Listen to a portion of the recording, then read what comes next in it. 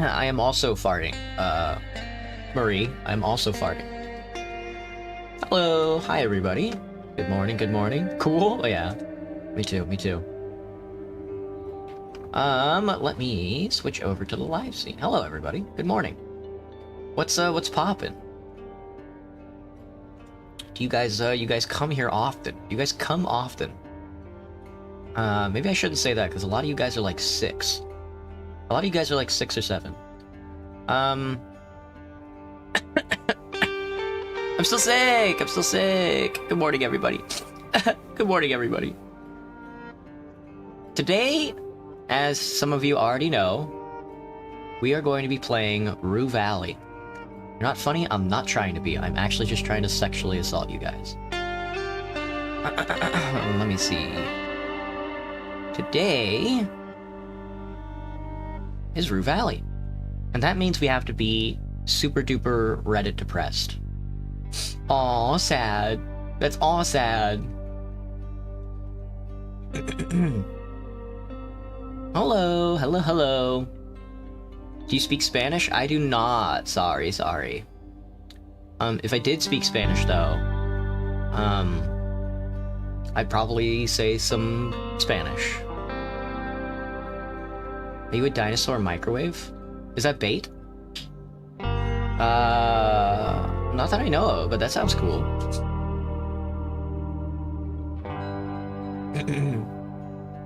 Hello, everybody.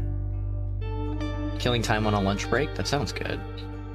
God, I forget. I always forget that I'm on like the Pacific, like West Coast, and that makes me like the last time zone on the planet. So everybody else is like in the middle of like either sleeping or it's like the afternoon for them, which is like insane for me to think about. Are you straight? Great question. Game name is Rue Valley. How am I doing? I'm doing all right.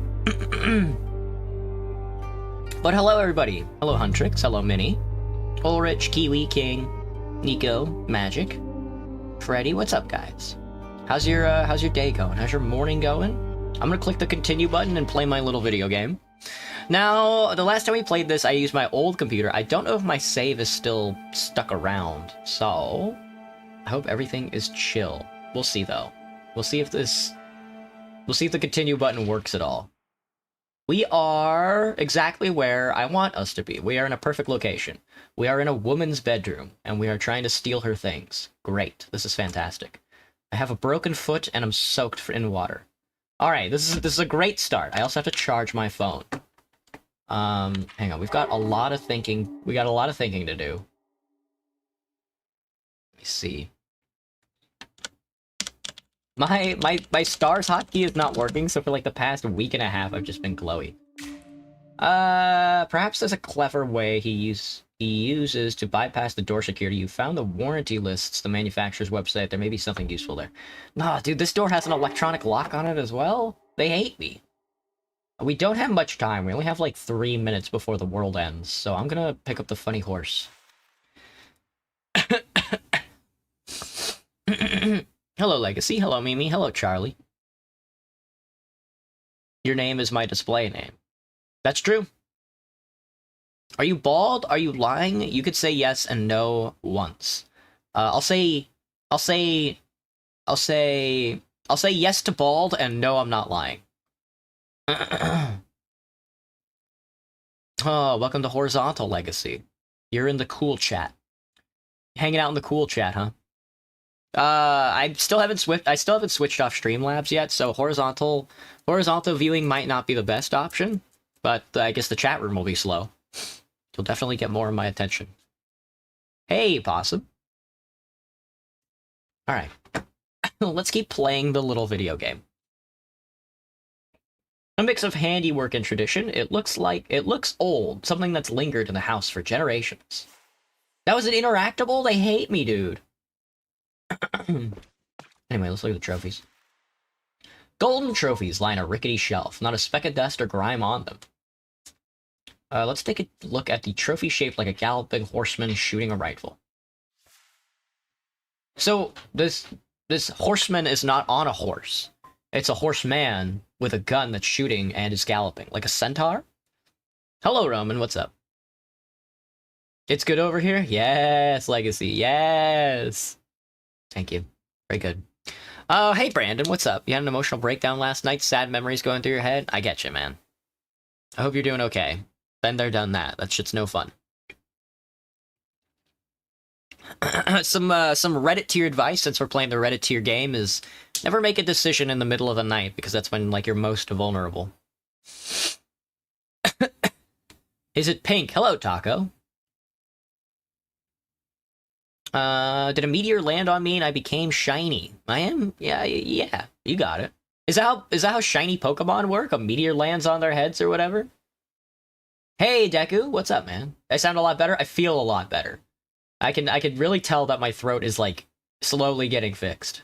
Live early as well? Yeah, today will be the last 10 a.m. stream for this week. Everything else is going back to normal tomorrow. Hello, Maze. Hello, Bat. Bat. Can I tell you my favorite animal? Of course. Go ahead and list your favorite animal down below, and I'll kill you over it.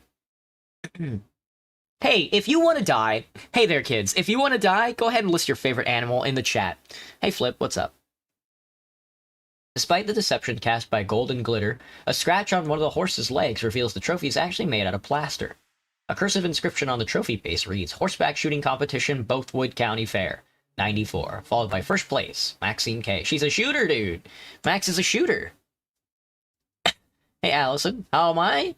I'm almost finally done being sick. Favorite animals and axolotl. That's a good one. Hello, Ariel. Hello, Adam. What's poppin'? Let's take a break. Let's take a break for the rest of your time here in this chat.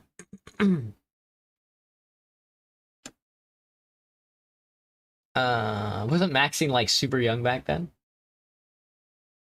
Hello, Ghost. What's up? E. Viscaccia. What is a viscaccia? Deku. Hello, Valentina. What's up? Let's take a break. Oh man, I'm putting some people in breaks today. Man, you guys could go for a coffee or something.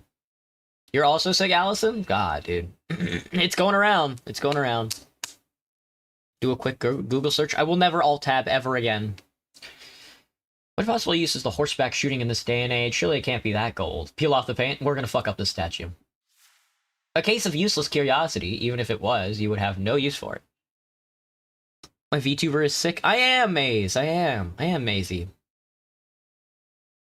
You have just spawned. Hello, Supa. How am I? Tired. Well, no, I have a lot more energy because I'm not sick anymore. We're doing COVID-20. COVID-1998. Your nails break along with chunks of paint. And surprise, surprise, it's plaster. Think of the trophy shaped like a lasso. You have to admire the craftsmanship. The texture really feels like a real rope bound in lasso. The base of the trophy reads 97 Cow Sorting Tournament, Crimson Desert County Fair, and Maxine K first place. Damn, she's good at what she does. How old am I? I'm 27. The Viscaccia is like South American rodent related to chinchillas, known for their rabbit-like appearance, long ears, bushy tails, though they are not logomorphs. Oh, is the Viscaccia the one that hops around? Why is a rodent your favorite animal? Get his ass, Baha. Bah. What's underneath all this gold paint? No, I'm really peeling off the paint right now. As the paint slowly chips away, your nails reveal a real rope underneath. Whoever made it probably used a ton of super glue to make it work. Oh shit. What about the golden spur statue? The inscription reads, Rue Canyon County Fair and horseback riding. Maxine K first place with the year 2000. Who knew this place kept such strong traditions for a way of life that's been dead for more than a century? Some things are just hard to kill. What's with this golden scroll? There's an inscription at the base of the trophy, 95 Stockman's Quiz, Rue Spring County Fair, then Maxine K first place. The hell's a Stockman's Quiz? Ah, yes. No internet. You could remember to check it later when you're online, but let's be real, this will be the only moment in your life that you want to find out about a Stockman's Quiz. And the moment is gone. True, got my ass. You thought I was like 15? Maybe I am. I'm 15 in spirit. My brain certainly fucking... I mean... my body certainly doesn't feel 15.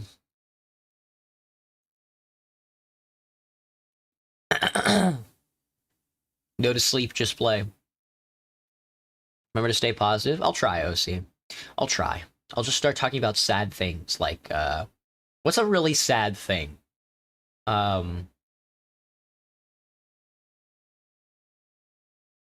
Ice cream. Hello, Ramses, what's up?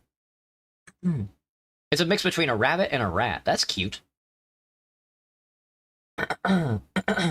Seems Maxine was groomed from a very young age for a very specific way of life. One that doesn't entail owning and running a gas station. All of us are just ruins of our parents' desires. Hope she's happier now. Alright, we don't have much time left. I think the documentation is probably what we need to browse through first. My broken foot is killing me, dude. What's my least favorite animal? That's... my least favorite animal? I don't know if I have a least favorite. I love all animals. I don't think I can pick one. That question's a little too tough for me. I only answered you one time, Ariel? That's true. I'm not really good at answering questions. I just like them. I just like being asked questions. That's why I like them. They also look tired. You've never seen a 27-year-old? Oh, do live streams. Really? How old are people doing live streams nowadays? Aren't they like 600 years old? My shiny astronaut? I am Magic. I'm an astronaut. Oh, my hotkeys aren't working. I can't use my buddy hat. Shit. Hello, Naomi. Hello, Cody. I'm an astronaut, but I'm also a wizard. I don't have my hotkeys on my hat aren't working right now. A booklet with a lot of text written in very small letters. Oh, that's okay. I guess we'll be able to interact with that later on. Let's hit the stereo system. It's a stereo system, probably from the late 90s or early 2000s. You spent countless hours blasting angsty music through a very similar device back in your teenage years. Turn it on. The stereo hums to life, and LED lights flicker across the control panel, almost too eager to show off its cutting-edge features. Excuse me. You're talking to me, Ariel? Thanks for answering your question. 56? Hello, Cody. Hello, Naomi. Hello, Puffle. Good name.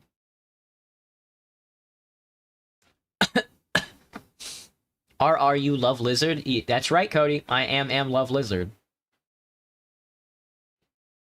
Hello, cool kid.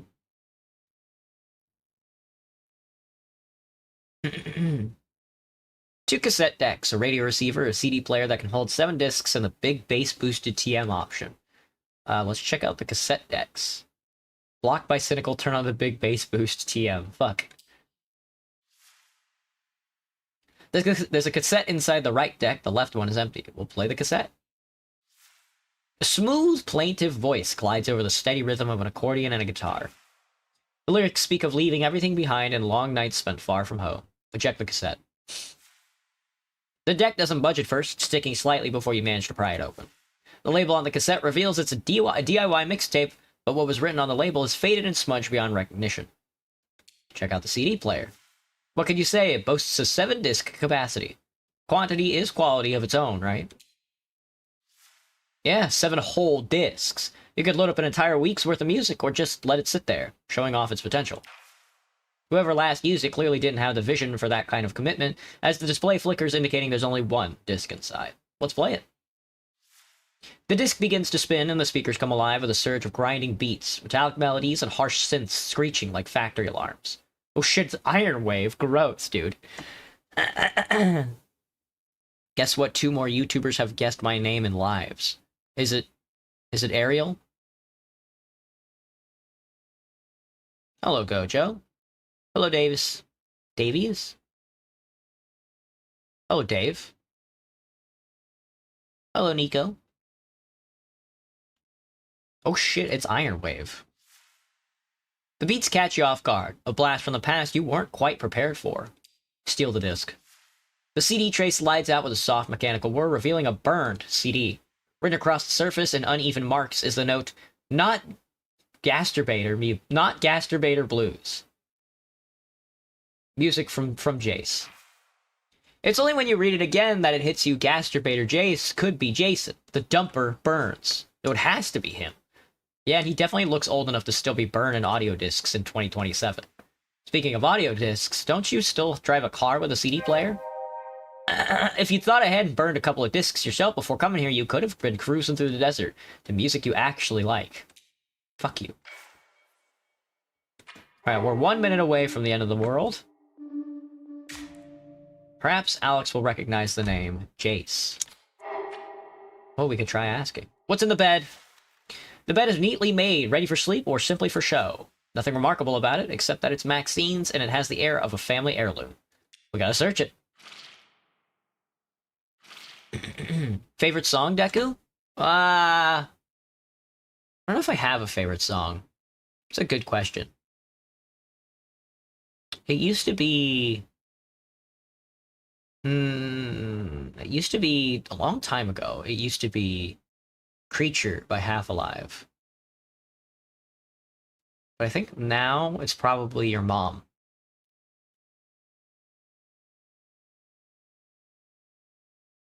I'm joking, Deku. You look sick. I am sick. Sick nasty. What game is this? This is Rue Valley. Look at Furry. Hello, Dragon Nuts 69. Good name. My dad? No! Gross. You find nothing except the nagging thought that it looks far more comfortable than the bed in your own room, despite being much, much older. It carries the faint scent of lavender and herbs, probably from a homemade softener. They really don't make them like they used to. The hell, it's the end of the world. Oh, God. Oh, God.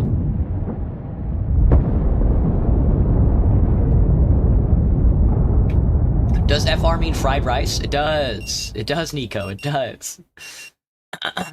What's my name? My name is Theodore.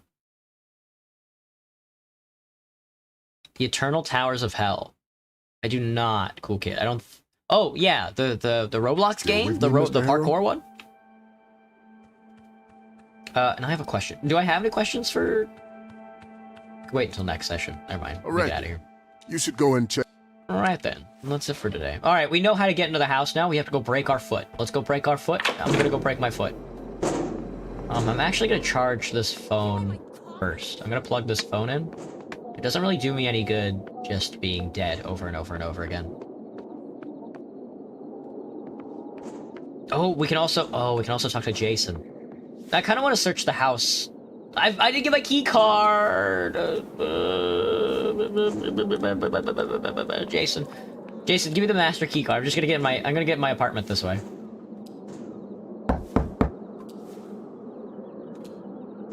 All right. Let's see. Let's see. Ah, it's right there. Emo unk. I don't think I'm that emotional. Hello, Aaron. What's up? Hello, Space Kitten. Also a good name. I need to charge my phone.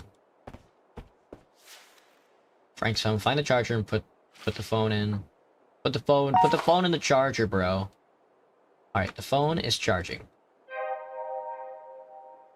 Intention updated. Access Frank's phone. Yeah. It's charging. Oh, I was like, why can't I move? I'm dead. Alright, we're gonna leave that there, I think, for this run and see what happens. I hope I don't have to go get his phone again from anywhere. We'll see, though. And then let's go to the K Ranch again and search. It takes forever to get out there, and then to get in, it takes me all night. No, I gotta...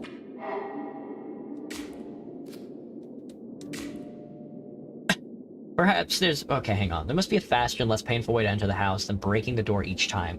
Heard that Walter has a secret way of exiting, so there might be an alternative way to enter it too. Perhaps there's a clever way he uses to bypass the door security. You found the warranty lists, the manufacturer's website, and maybe something useful. Alright, the manufacturer's website. The only place with internet is the Kuiper Belt, so let's go to the Kuiper Belt and grab some internet. How long have I been live streaming? This stream has been going live for 24 minutes now.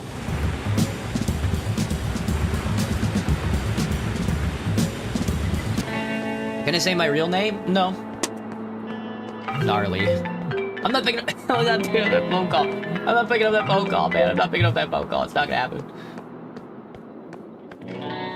Was I on the island? Are you talking about Jeffrey Epstein's island? Are you talking about Jeffrey Epstein's pedophile island? You're asking me if I was on the pedophile island and I was touching other children. Yeah. Saying 2 YouTubers found my real name. Is that real? Yeah. Did they list out what my real name was? What's your business? Can you ask a question? Of course, space. Wow, I need more space-based viewers.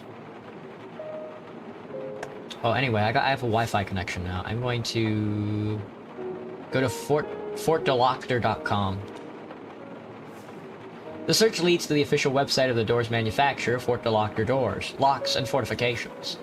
You are greeted with a blurry animation of a door closing, followed by the sound of numerous locks clicking into place.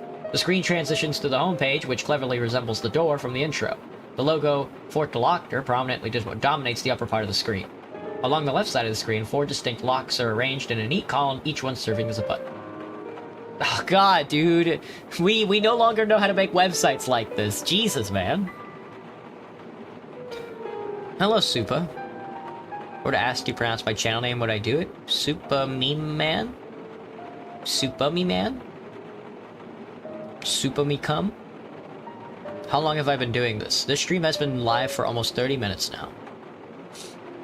Unless you're talking about Rue Valley. We've been playing Rue Valley for about a month now.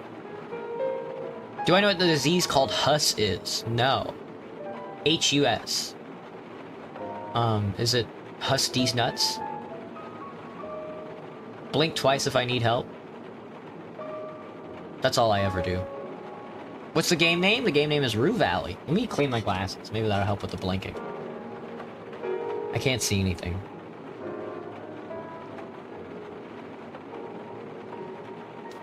Okay. What am I doing? Not much, just chilling. You anime weep? Sometimes. Not all the time, though. Comes and goes. It's an ultra-rare disease, kidney disease. Holy, dude. What's it? What? It's an acronym? What's an acronym for? What's my favorite anime? Onimai, I'm Your Sister Now. Followed closely by Space Dandy. And then Dungeons, Drive-Ins, and Dines. How much did this VTuber model cost? Almost $3,000. I'm gonna tap the padlock. The padlock opens, and the right side of the screen transitions into a story about a family-owned business that has grown into an empire. The story is accompanied by a series of pictures from both the past and present, showcasing the company's journey and achievements over the years. As you scroll down the page, the company's motto, "We keep the good things in and the bad things out," follows you as you read. Now that's a good motto. Not really. I'll click it though, because it's better than, like, the introspection option. 3,000 for something you'll never use in 2 years, hopefully. Actually it's pronounced Supa Memen. Supa Memen. Gotcha.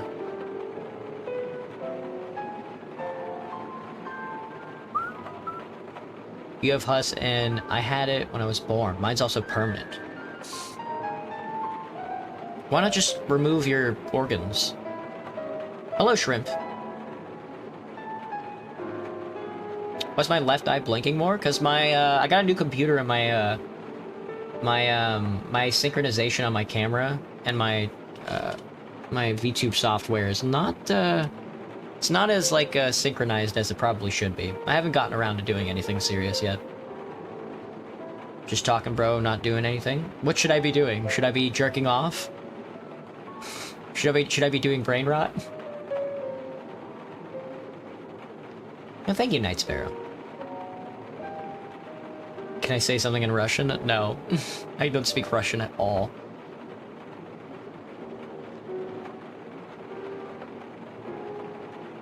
Let's tap the combination lock. Tapping the icon makes the keypad flash 1111, and the right part of the screen transitions into a big catalog. You see residential, security, and even the smart doors, and countless handles, peepholes, and other accessories to customize your selection. There's also a special offer category featuring a limited series of handcrafted doors. The description states that these doors are specially designed to prevent ghosts from entering the house. These unique creations were developed in collaboration with the famous ghost hunting TV show. Alright, well how about classic locks? How about sliding bolt locks? The bolt moves and the right part of the screen changes to display an impressive list of customers eager to share their experiences with Fort Deloctor doors, locks, and fortifications. Both companies and individuals recount how they discovered Fort Deloctor, their experiences using their products, and their overall satisfaction. Each review includes a 10-star rating system allowing you to see which models are the most popular. Alright, well let's check the best first. Box 7000. It features a story about the Johnson family who claim the door saved their home and possibly their lives. Holy shit, dude.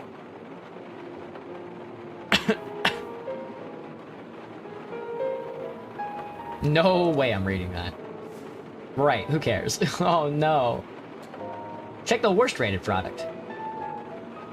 It's apparently a peephole model, PPHOO. There's only one review in which the customer praises the peephole's functionality, but complains that its color does not fit her bathroom door. Still, they gave it a 9-star. Alright, check the rating for the model.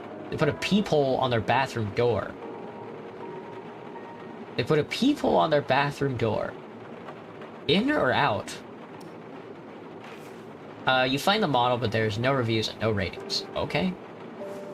The key appears to open the lock, transforming the screen into the support and FAQ section, which resembles an old-style forum. The interface looks dated with a nostalgic feel, complete with pixelated icons and retro font. It uses an old system of threads. One user creates a thread with a question and everyone can respond. Finding the answer you're looking for might be exhausting. Well, let's just search for the SD3000 XT.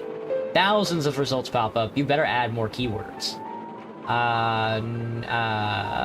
Locked. There are still hundreds of results. Better add another question. Better add another keyword. No keycard. This shortens the list of the results, but it's still too much to hassle. How about escape? Finally, the results are filtered down to a few posts, and luckily, one of them seems to be relevant. The subject reads, "Need help, Dad keeps getting through a locked door." What the fuck does that mean? Happy birthday, Rena. Hello, Savannah. You got a PC for Christmas space? I did too, man. I did too. It's not your birthday, A-Wish? Happy not birthday, man. Happy not birthday. Chicken sandwich? Oh shit, good name. I don't sound real? I'm an AI.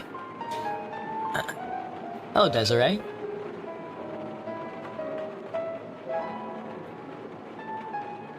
Best of luck, Space.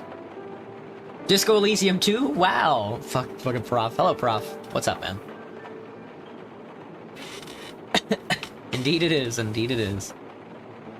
You're learning Japanese and Korean? I'm only learning Japanese. I'm not very good at it, though. Hello, Gabby. Sing Skibbity Toilet? What do you mean, sing Skibbity Toilet? It's a song? Hello, Joker. Your birthday is in June 24th? Okay, cool kid. Well, February, March, April, May, June. Happy birthday in 5 months and, like, 14 days. Happy birthday in 67 days. Do I speak Dutch? I do not. Hello, Deborah. Hello, Murillo. Open the post. Let's see it. A user named Max86, oh well, speak of the devil, writes about an issue with her father who is suffering from dementia. They installed an SD3000 XT door to prevent him from leaving the house unattended. However, he keeps disappearing from the house even though the door is locked and untempered, and he has no keycard. They even barred the windows on the ground floor, making it impossible for him to leave that way. It can't fucking be, dude. The father refuses to explain how he manages to exit, leaving the family puzzled and seeking help to understand how he gets out without being seen. Technical support offers a generic solution. At first, check the card reader's power source and try turning it off and on again. The original poster answers that they checked it and did a reset on the device, but it keeps happening. Other users join the discussion and post their solutions or ideas. As you read through the pages of the threads, you see that it slowly dissolves into a quagmire of arguing between users, stale memes, bot posts, trolling, and occasional warnings from the administrator. You'd rather not read all of it. Well, let's check the last page. The last post is from the official support, and it marks the issue as resolved, linking to one of the user's posts inside the thread. Yeah, let's read the post. You came here with a problem and then refused to listen to hundreds of well-intentioned pieces of advice posted by both official support and well-meaning Fortaloctor users. If none of our suggestions are correct, I say it's clear that your father has superpowers, either flying or teleporting. She must have made him angry. No, dude, that's kind of toxic.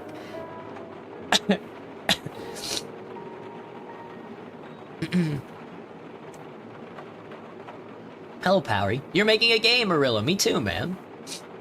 Let's make games together. Hello, Forsaken.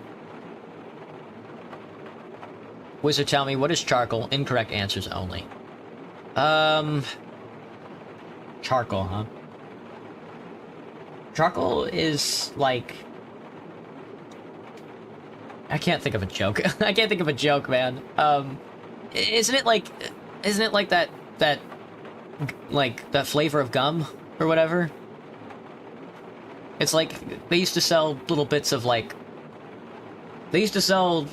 charcoal that were pieces of gum that were like blackened in like a box around Christmas time. I don't think they sell them anymore. What's my favorite game? Team Fortress 2. Charcoal is the Patch Kids. Oh shit, Wish Gamer. That's what it is. Too sick? Charcoal is compressed carbon, my dude. I don't know. That's kind of toxic. She must have made them angry. That's kind of toxic. Anyway, Max is getting in a flame war online about a locked door. Perhaps you could search inside the thread for possible answers and see what people say about it. That's the most choices we've had in the game so far. And it's searching through the most choices we've had in a game so far for any decision, and it's searching through a goddamn, like, flame war on Twitter. Oh, God, dude. Cold is all it takes to nerf my brain. Very true. When I get sick, I kind of turn into, like, Kaguya. What are we doing? Hey, Nathan, what's up, man? Who's the bartender in the background? He's a big guy. He's the big guy. He's the SpongeBob Big Guy Pants okay. I thought I turned this chat off. Hang on. I want to turn the chat off for vertical. That way you guys can see more of the screen. Horizontal gets to keep the chat, though, so...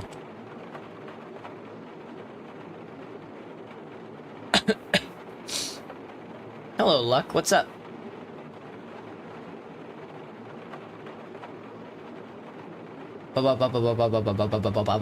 Speak another language? I cannot speak another language. Who is this Kaguya you speak of? Oh, it's an anime girl. Hello, Kyoko. Perhaps? Alright, well, I mean, I guess we'll search paranormal first. Why not? On page 62, somebody mentions the anti-ghost store that you read about. The discussion descends into a clash between the haters, who claim it's all fake, and fans of the show who defend it. At one point, Max86 reminds everybody that her father is still alive, so whether the door is ghost-proof or not is not a factor. She receives the answer that he probably won't be for long, as it's a known fact that many future ghosts begin demonstrating at least some ghost-like abilities shortly before their death. Is this true? Do I play Deltarune? I've never played Deltarune. Do you watch or hear about Dandadan? I watched the first season of Dandadan. Please don't tell me you do sus things. I do jerk off sometimes, Glitch. I'm sorry to say. I do masturbate. Hello, Kaizen. Of course. Hey, Akatsuki. Welcome back. For free? Not on stream. Would I punch a ghost for being a ghost? If I could punch a ghost, I would punch a ghost. That does sound super funny. Alright, well, how about tailgating then? The search yields a post on page 15 about a famous magician, Henry Duty, who used tailgating to gain access to many places. He mastered walking silently behind people entering or leaving locked buildings, and waiting for the right moment before the door closes to slip by unnoticed. Other users reply with news clips or videos showing how he did it. Impressive. Alas, the original poster closely answers that they are closely monitoring their father when they come and go, always ensuring the doors close behind them. No solution there. Alright, well, how about their brother? On page 11, someone brings up the rest of the family. Max86 replies that her brother is the only one with another keycard, and he of all people would have no reason to let their father out. Still, some users prod the original poster to double-check maybe her brother's playing her, for reasons only known to him. Alright, how about the upper floor? On page 21 of the thread, you find a post with a suggestion from user Bungie for Life that the father may be jumping through a window on the non-boarded upper floor. We should just go ask Maxine what the deal is. You know, she's over at the gas station. Do I watch Demon Slayer? No. How am I doing? I'm doing alright. I'm almost done being sick, though, which I'm happy about. I'm attempting to masturbate. This is the correct answer, I guess. The administrator... What do you think, Graham? Do you think I'm succeeding in that goal so far with how many people come in here and they're like, oh. You really wanted to watch a VTuber who is normal? I don't think you're gonna get that, man. Oh, Nathan. With a reminder that the company is not liable if somebody is injured in the process. The original poster replies that the windows on the upper floor are too high and the father would definitely hurt himself if he tried to jump out. It's a dead end, let's try something else. How about the basement? It gives no results, I guess nobody thought of that. Then again, they probably barred all the windows and exits in the basement as they did on the ground floor. Alright, so it's the basement then, right? Nobody thought about the basement, it's gotta be the basement. Alright, how about the ventilation ducts? A post asked about alternate routes out of the house, suggesting that the father may be using ventilation ducts. The original poster, Max86, explains they live in a really old house which lacks such modern structures. Another user, Secure Freak, replies that the lack of certain modern structures listed in the attached file may lead to a number of hazards. His next post is an ad for a construction company, Secure North Builders, that specializes in renovating old houses to meet modern standards. How about a bug? A post on page 31 mentions the possibility of a software bug contributing to the door being opened. A reply from the moderator informs the user their post has violated the forum rules and they are therefore being permanently banned. Nobody mentions this again. Oh my god, dude. That's probably also it. It's either that or the basement. Have I searched for Rule 34 before? I have. It's okay stuff. Thank you, Samuka. How am I doing? Sickly. My answer did not go through, but yes, you did succeed. Yes! Me when I set a goal and then achieve it. Yay! I have to change that title. Search for the auto unlock. On page 21, someone mentions the possibility of an auto unlock event. Another user replies saying it's impossible, followed by a long rant about the QM's 1100 standard for Fort de Lockers, lock doors. Unwillingness to comply with it. Once again, a reply from the moderator informs the user their post has been violated, the forum rules, and the user is permanently banned. You've exhausted all the search ideas, and you're no closer to the truth. Perhaps the official support was right. This is about Walter, not about the door. Perhaps he is a ghost. Whatever the case, you could try to find a way to learn more about his past disappearances. His past police records could be a good place to start. What do you mean by that? Where the fuck am I gonna get past police records? After combining the door manufacturer's website and support forum, you find nothing that would explain how Walter bypasses the door security. Perhaps it's not about the door. After all, maybe you could try learning more about his past disappearances by calling the police. They keep record of everything. Alright, well, I guess I can make that call then. Ask the police to Walter's record.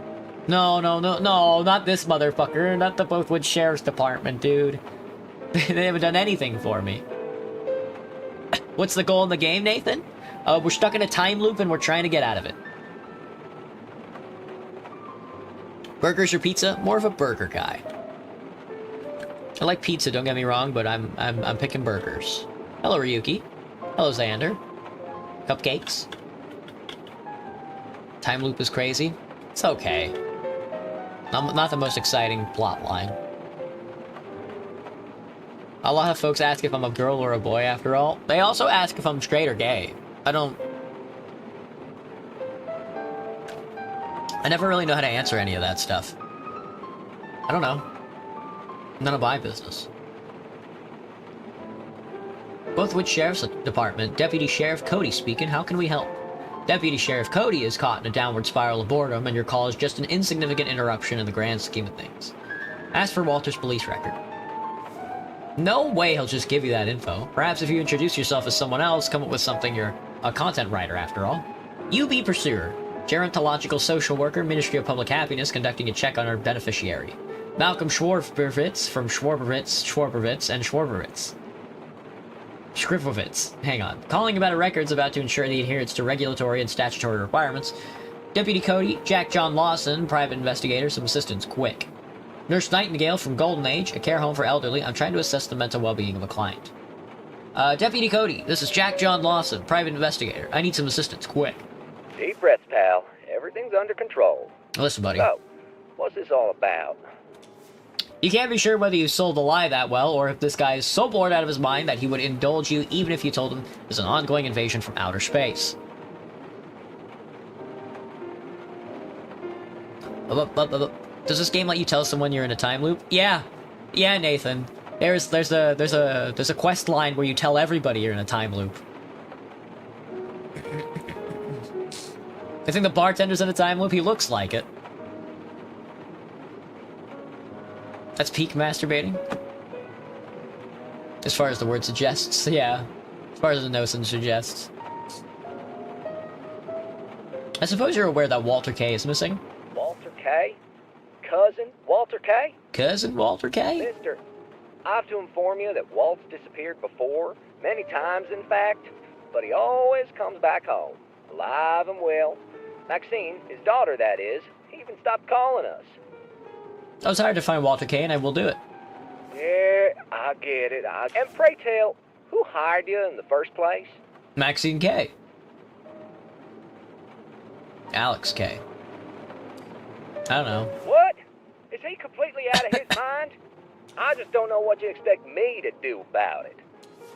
The tone of his voice says he wouldn't leave his office even if it was on fire. For now, insist into the records that the police have on him could prove useful. Insight to the records. Police records? That would be very illegal. Well, it was worth a try. What? It's for Cousin Walt, so... So? God, this guy, man. What the banana is going on? I can't believe you said that, Ryuki. And Cherry isn't even here. We're not gonna see Cherry. We haven't seen Cherry for a full day now. Poor bastard. Walter K. White. It's me, Walter K. White. Give me a few to boot up the app. Bro, are you a femboy or not? Konnichiwa. Even through the phone line, you can hear the slow, lazy keyboard strokes like Cody has all the time of this world. Oh, that's the devil. You're lucky the sheriff insisted on record digitalization, or this one here would be a blank slate. Whoa, let's take a break.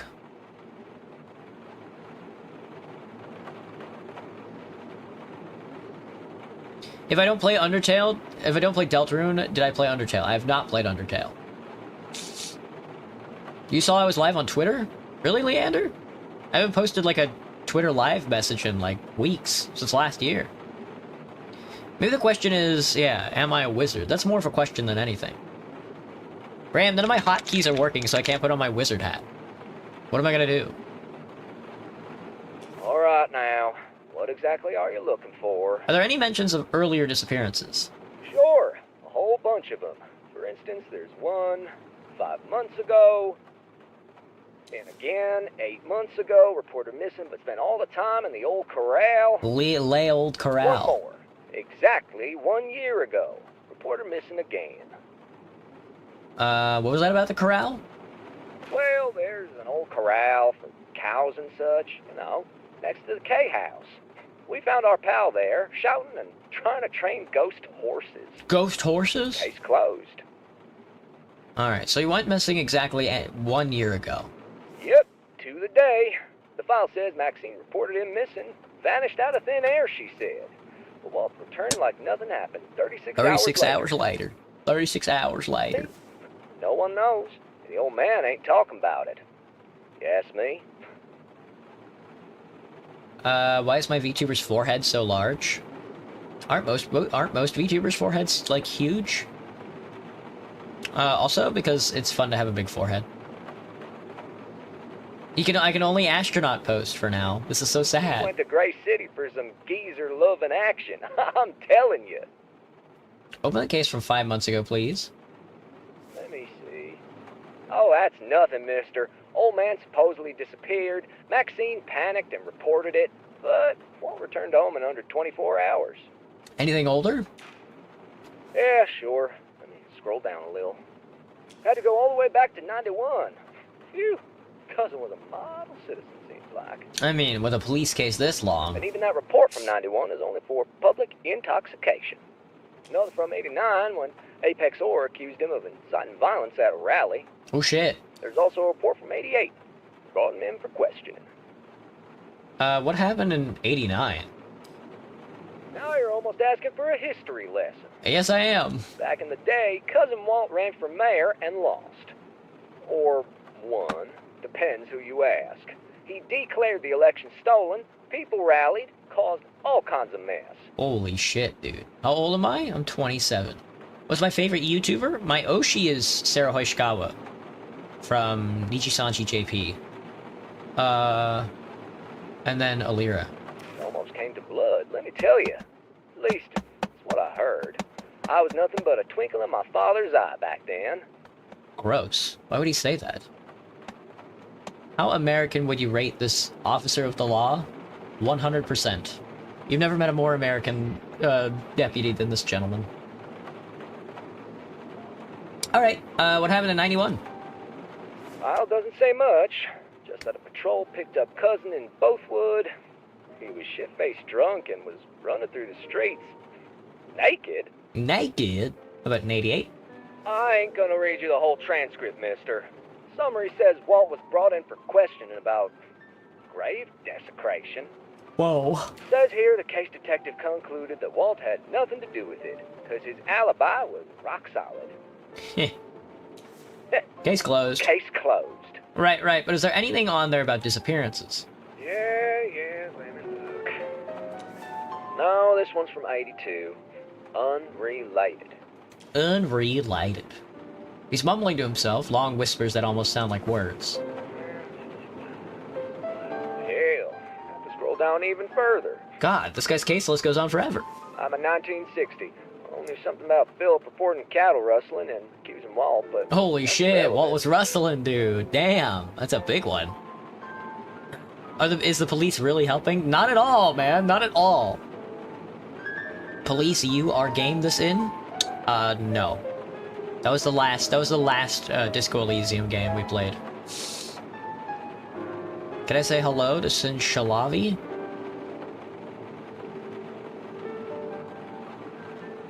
Yeah, hello. Do I play Roblox? Sometimes. History lessons from a police officer is comedy. It's so true. Got my ass. Yeah, gotcha. See? September 25th, 1948. His very first record. Actually, is an official warning given to his father, because Kay was a minor back then. Oh shit. It's been 80 years and you're still maintaining records for a minor? Yep. Can you please read me that report in the entirety? Well, damn. But, alright. For Cousin Walt. For Cousin Walt. He starts reading and it reminds you of a man slowly stumbling around a mountain in the night, afraid he'll fall into a bottomless This pit. notice serves as an official warning regarding repeated incidents involving your son, Walter Kay, being found on the new railway bridge, unattended and involved in mischievous activity. Previously, on September 16th, our officers responded to another report of Walter missing and found him in similar Whoa, my mod was circumstances. freaking out.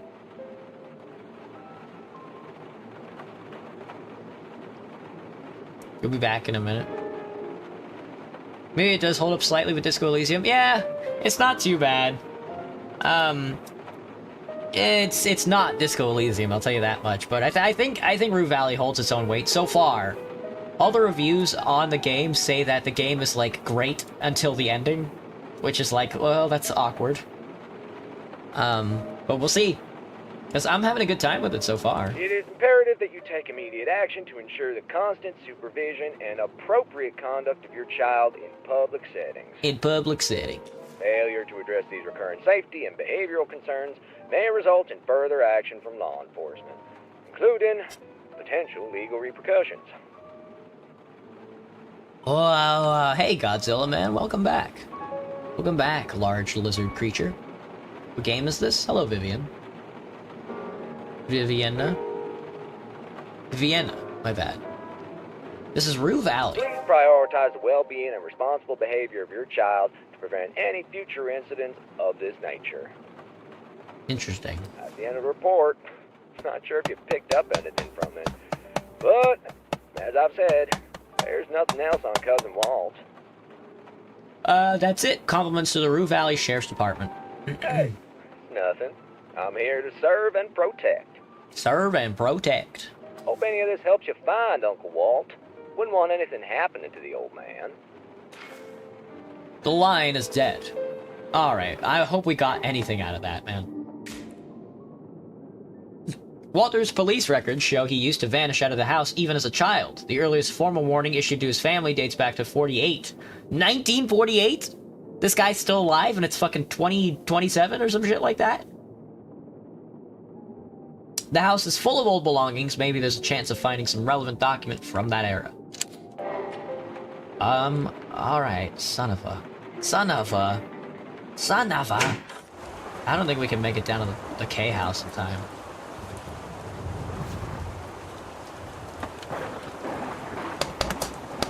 Am I gooning midstream? I am. Like the city and oh god forgot the country. That sounds about right. I'm fucking soaked, brother. Is there a barn that I can access? Because it sounds like he's just getting out through the barn.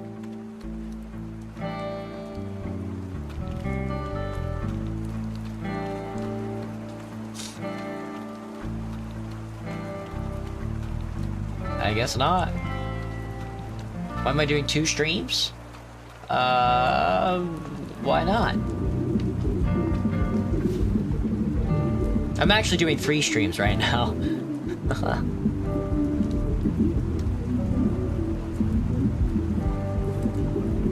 You see the wizard reading the full screen. Hello, Petra. With that music blasting inside, it seems like no one's gonna be opening the door for me. Let's break our way into the house again. Smash my foot on the door. God. yeah. Alright, let's find out, dude. Not that door, but this door. There we go. Alright. Can I pick up this documentation? No. Nothing on that yet. I was not done searching this room last time, so... You've already given it a once-over duct-taped, dusty, unused for some time. Yes, give me all the clues. Inside, a few ornaments, some coloring pens, a hair clip, and several pins, trinkets, little things that feel more like memories than objects. Without the one who kept them, you can't be sure what any of it means. You can only guess. The ornament, maybe from her last New Year's from her mom? Maybe, possibly, you can't say for sure. Enough of this guessing game, better to focus on what can be known without imagination. Put the lid back. Oh, a diary. The shelf holds several photo albums. One of them is made out of cowhide. The black and white pattern is still vibrant, despite the album's apparent age. At least it's not a bot stream. Don't forget to soak your monitor. Agreed. Oh, hello, Gamerek. Welcome back. Got myself look outside today. Oh, shit. I think I think that's one of the games I wanted to write down on my list. Hang on. Is that the one that's... Is that the... Yeah, that's the game. That's one of the games I wanted to write down. I'm gonna put that in the Discord, so I remember to write that down. I'm gonna put that in the suggestions channel. Look outside. There we go. Thank you for the reminder. You the best girl. That's why they pay you the big bucks.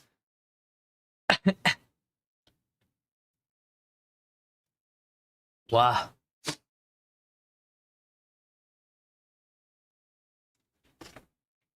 The shelf holds several photo albums. One of them is made of... Oh, yeah. The second album is made of faux leather with an even faker gold print of K Family. A crumbling plastic cover barely holds the third album, and there's a faded title, Bothwood High School, Generation of 2000. Let's thumb through the K Family album. The first few pages hit you right in the feels. All of them are packed to the brim with pictures of a funeral. Well, you have to have a strong opener. And is there anything stronger than death? One photograph stands out, Walter in a black suit and a black cowboy hat, black-clad Alex and Maxine by his side. All of them are holding a fistful of soil, like they're preparing to throw it into the gaping grave. The date is February 15th, 1990. Must have been tough. Maxine lost her mom when she was, what, 4 years old? Old enough to remember, far too young to have any coping mechanisms. Tough is an understatement. The following pages are all filled with instant print landscapes of Rue Valley, with horse or two in some of the shots. Someone went on exploration expedition. But all the pictures look wrong. The frames are askew, or there is too much light, like a young child was handling the camera. One particular picture from this series pops out. Walter, staring at an endless desert, cheeks and eyes bloodshot. Below it says only Pops, 91. I know that redness, that empty stare.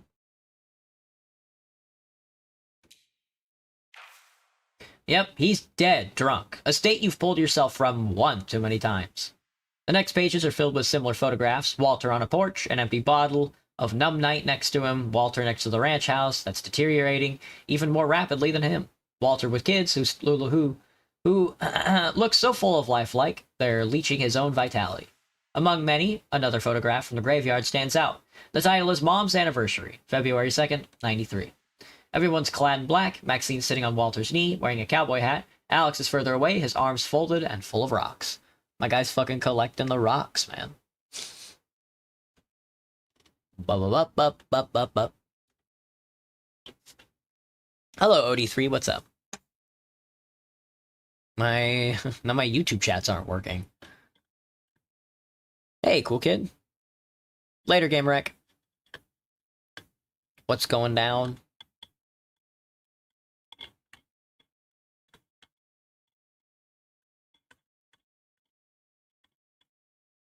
Give me Robux.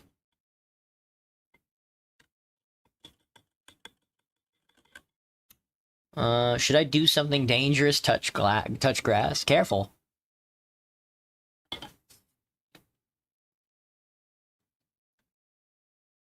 Alright. At least they still have each other. Walter's sinking deeper and deeper into Boo's lake. And it's pulling him down, down, down by those bitter-tasting hooks.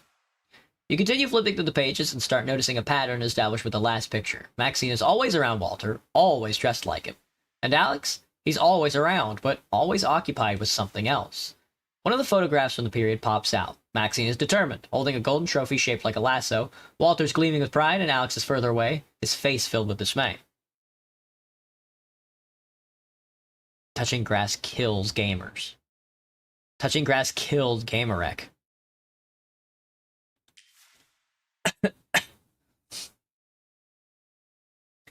The title below reads, First Golden Lasso, 1997. 11 years old and already bagging trophies. And what were you doing when you were 11? Are you even sure you were potty trained back then? At the very end of the album, you find an ancient photograph. It's so old that it was almost utterly faded away. A horse in full gallop, a rider standing in stirrups, spinning a lasso around him. We'll check the album. It's filled with prom photos of pimple-infested teenage faces that mean nothing or less to you. Let's look at Alex. Alex sports pink, spiky hair, a purple suit jacket, and a once black t-shirt with Leo Thatcher for mayor. How about Maxine? Oh. Do I watch BFDI? What is BFDI short for?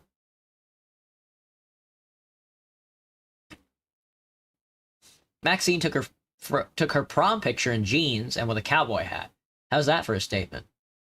Is Frank here? If you hadn't seen Anita's old camera recordings earlier, you surely wouldn't recognize the man. Frank looks like life wasn't kind to him, but almost normal. All in all, 32 pictures of teenagers that made an effort to look like their best or their worst. At the end of it, you find an instant print picture for the celebration. It says, Frank, Alex, Maxine, 2004. Frank and Alex are draining whiskey bottles from intertwined hands while Maxine is cheering them on. Take the Cowhide album. The touch of preserved hide makes your skin crawl. You feel like this album's more than 100 years old, like it will crumble in your hands. Open the album. The pages are yellow and thin, and each is filled with duct tape instant print photographs that were oh so popular some 40 years ago. See what the album's story is. The album is mostly filled with instant print pictures of a man in a cowboy hat and a blonde woman that's taller than him. Below every photo are the names of Walter K. and Helen Dewey, and dates in the time span of 1980 to 81. Seeing dozens of pictures from various locations, it seems to you Walter and Helen have explored a whole area, from mountain slopes to river canyons to vast open spaces of a desert. Battle for Dream Island. No, I've never heard of Battle for Dream Island. What?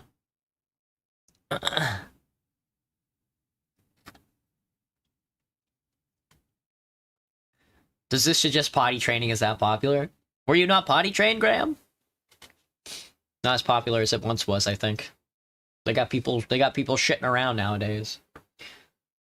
What's the point of all this walking? My feet hurt just from seeing all this. This looks like a nice couple. Must be nice to have someone to share a hobby with. There's a peculiar hunger that's evident in both their faces, even through faded photography, my bad. Hello, smuggler. He was poop trained. He was trained to poop. I was trained to poop, and that's what I'll do. Hello, Kingsley. The following pages are filled with professional photographs of the modest wedding of Walter and Helen. He's still sporting a cowboy hat, but the suit is new. She's lovely in her lace wedding dress and high heels, and the date is February 2nd, 1982. The ranch house looms in the background of many celebratory pictures. It's practically unrecognizable from the ruin you saw today. Maybe that's my mistake. Should have hiked more with her. I am that decrepit ranch house. That is me. Your ruin was inevitable. After she's left you, it was only a matter of time. Hello, Roof. Hello, Akira. I believe they are talking about a show where the 78 objects compete in a Mr. Beast contest? Is that what it is?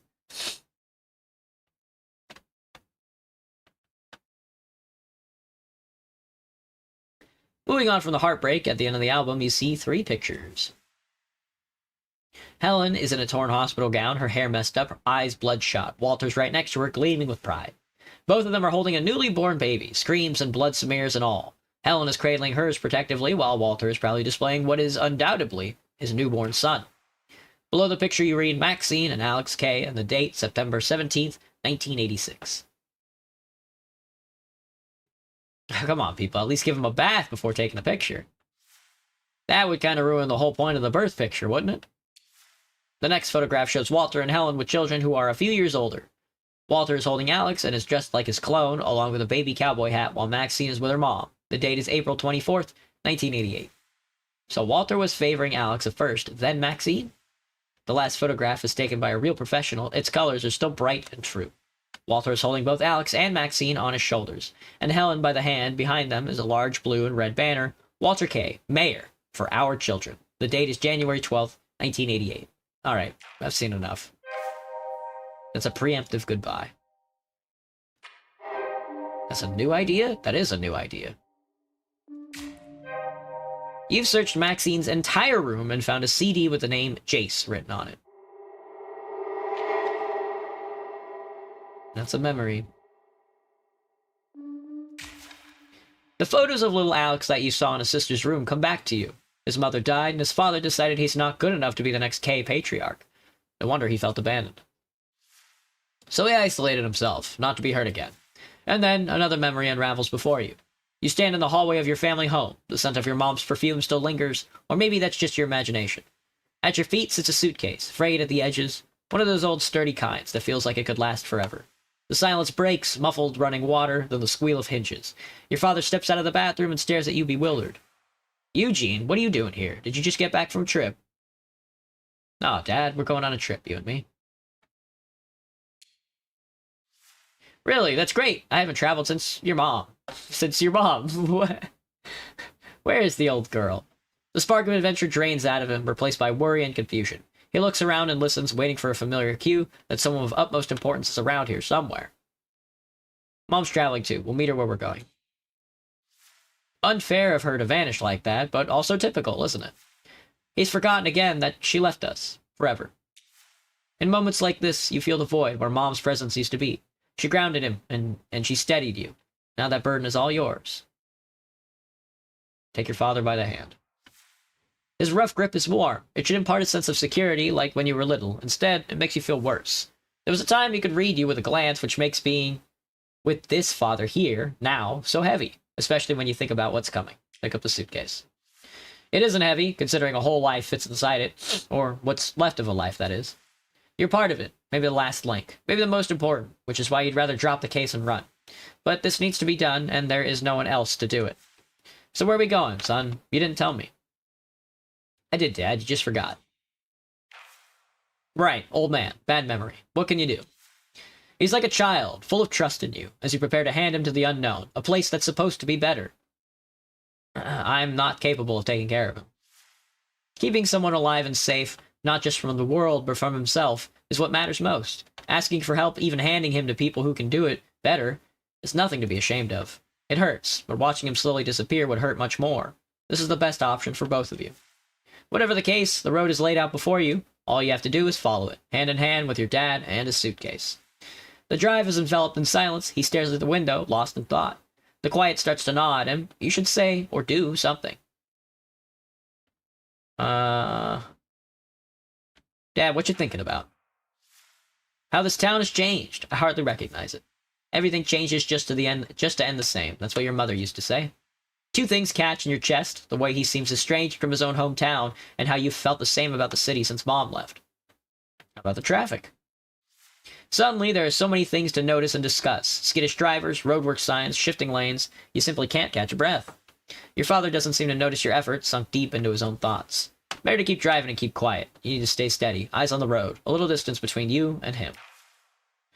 You pull into the lot in front of a large house, fenced so tightly the ground floor is almost hidden from the view. The only glimpse of the inner yard is through the black iron gate.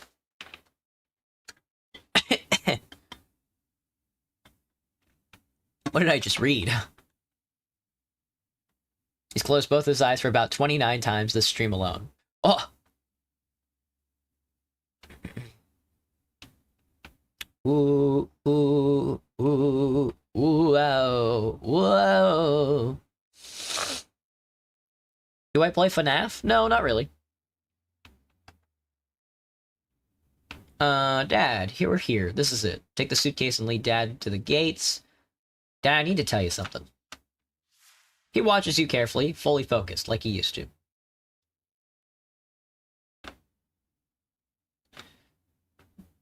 You'll stay here for a while. You can't be on your own anymore, and I can't take care of you. Every word feels like a knife you're pressing into him again and again, and the blood flows. Yet he keeps looking at you, not understanding what you're really saying. No protest, no resistance, no let's talk it through, nothing. Just a silent nod. It lands like a knife, but now in your chest, and it stays there. Then let's go. Take the suitcase and lead Dad to the gate. By the gate sits a small booth, and from it, a chubby guard watches you with a tired, questioning look. Eugene Harrow, I've brought my father. The crunch of gravel on the path underfoot is the only sound as you approach the building. What kind of place has security at the door? Did you get famous, Yuji, and forget to tell me? He laughs, and you're briefly grateful. He hasn't called you Yuji in a really long time. It stings in a way you didn't expect. At the entrance, a middle-aged nurse in scrubs greets you, name tag unreadable, obligatory pen clipped to her pocket. Hey, Trex, hey, T-Rex, what's up? Trex is a good one, though.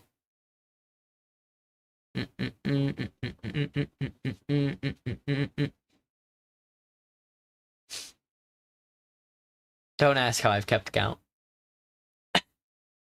Good day, you must be Yuji. Hello, Ahmad, what's up?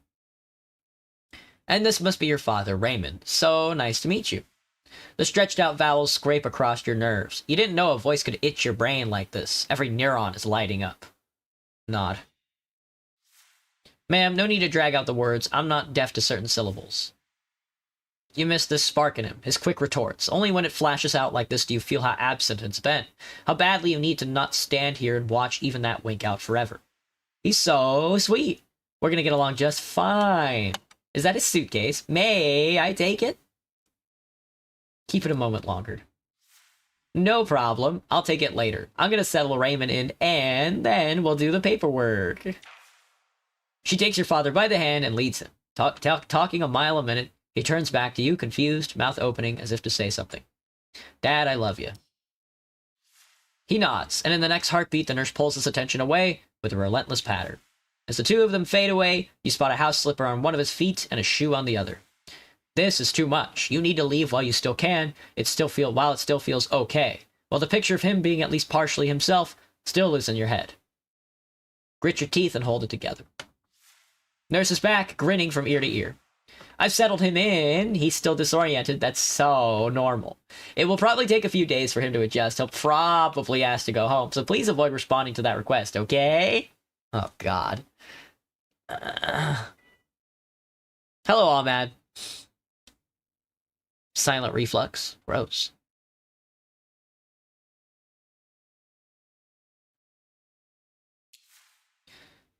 Let's do the paperwork, and then you can see him in his room before you head out. No, you can't see him again. Not now. It's too much. You know what? I'll come back tomorrow to finish that, okay? She gives you the practiced look of someone who's heard this 100 times. No judgment, no comfort, just pure understanding. Understood! May I take his suitcase now? Hand it over. It's done. Finished. You placed him somewhere safe. I've never felt so far away, but at the same time, I need that space. It's not my father, that's somebody else. I didn't know what to do with him. I never felt so far away, but at the same time, I need that space. Distance is what you need to digest this new state of affairs and learn how to live with it. He will soon start to forget who you are, so it won't matter to him if you're there or not, but for you, it would be too hard. It was a tough day, and you should leave it at that. You need to get in the car and go home. You're home. The tiredness really starts to creep in. Dad's story is down to the last pages, and soon even those will be blank. No need to continue reading it. You can just close the book before the end. God. Jesus fucking Christ. The father-son trip. Alex's mother died, and his father decided he's not good enough to be the next K patriarch. No wonder he felt abandoned, so he isolated himself so he wouldn't be hurt again. Let's commit.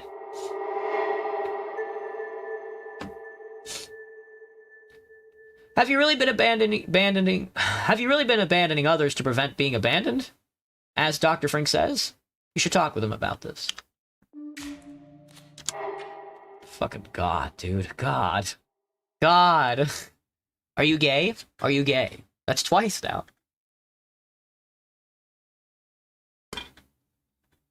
Alright. I think there's another magazine here we can read. This might be the 3rd chapter. The gorgeous redhead in the tight dress is still here, holding her gun. Let's take the book. Let's read the blurb. Liliana Miller. Lillian Miller is a decorated veteran detective of Gray City PD when several prostitutes are found dead and horribly mutilated in the poor areas of the city. Lillian volunteers to go undercover.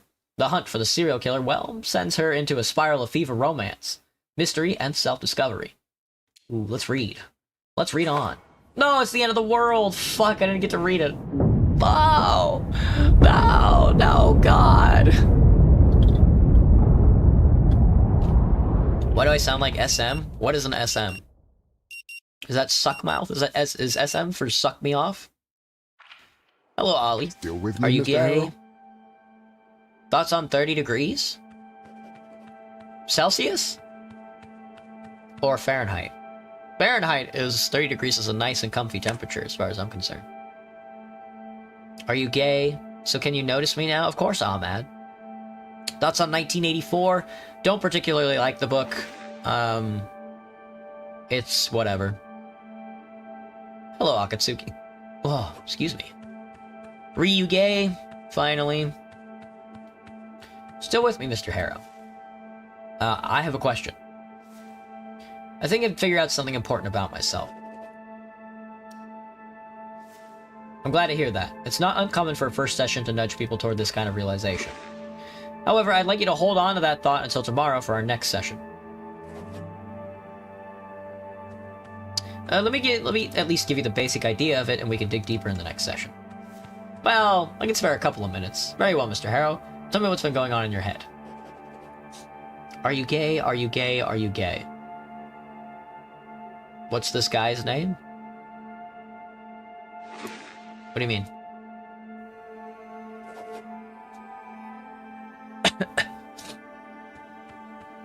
Fact, there will be no next session. That is true. There is not going to be a next session. Why does everybody keep asking if I'm gay? I think it's because they're all 13. Oh, the guy in the game that I'm playing as? I'm playing as Eugene Harrow. Preemptive goodbye. Dr. Fink, I've realized I have issues with abandonment, especially when it comes to the people closest to me.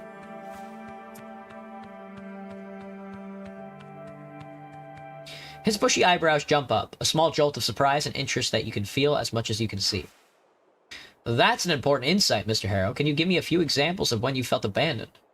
After my parents left me. When my mother passed away, it felt like I was suddenly left on my own. After my Oh. Not parents, partner. When my mother passed away, it felt like I was suddenly left on my own. That makes sense. An important relationship is gone for good, with all the good and the bad of it. Anything else? After my partner left me. Oh, okay, we're doing both. What's the drink on the table?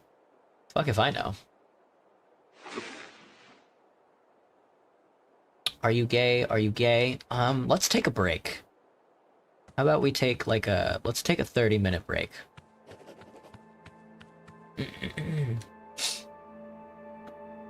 This looks good. What game is this? This is Rue Valley. Why do I keep winking at you? I just really like all of you, and I have to keep winking at you for like, it's like a sexual innuendo.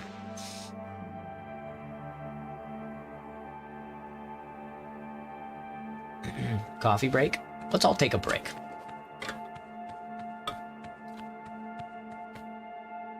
That's understandable. You were left on your own by someone you'd chosen to trust, that you believed would stand by you through both the good and the bad.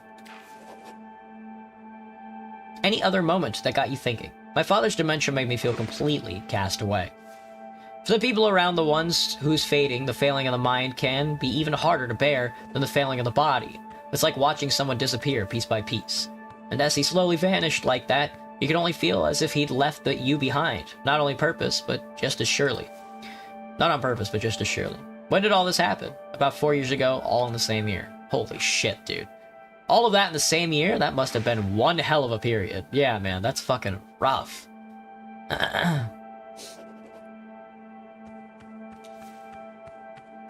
As we go back over these old moments, tell me, how do you react to the abandonment? I tend to shut down and pull away from the people when I suspect they're going to leave. I do it to avoid the pain. That is very well put, Mr. Harrow. I'm not sure I could have said it any clearer myself. So, did something happen recently that made you aware how important the issue is? Hang on. I got a bunch of hair all over my body. Opinions on cancer? Big fan. A lot of people not happy with it. Me? It should be killing more people.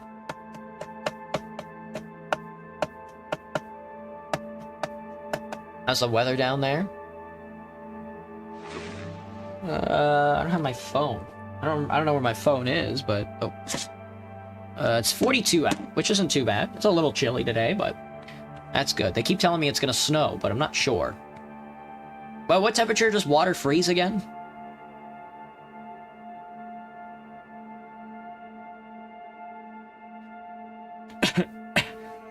Would I rather be a furry or a femboy? Probably a femboy. Being a furry looks really expensive. I remembered an event some time ago. Sometimes tension and stress push all kinds of things to the surface, including situations we've tried to suppress. The very ones that can give us head start in understanding a problem. Surprised me too, honestly. Not all surprises are bad. That's something worth reminding ourselves of, myself included. This is very good news. Now comes the hard part. This is only the beginning of your journey towards changing it without work. It remains just an idea with nothing solid behind it. The tendency to protect yourself from pain is natural, but sometimes we steer away from both the pain and the relationship itself, just to avoid getting hurt. And when we do that, we often end up losing far more than we ever gain. He stops there, watching you or listening for the way your breathing changes, studying your reaction. Take a moment and think about it. The relationships you've had so far, how do they look now from the position of shutting yourself off to avoid pain?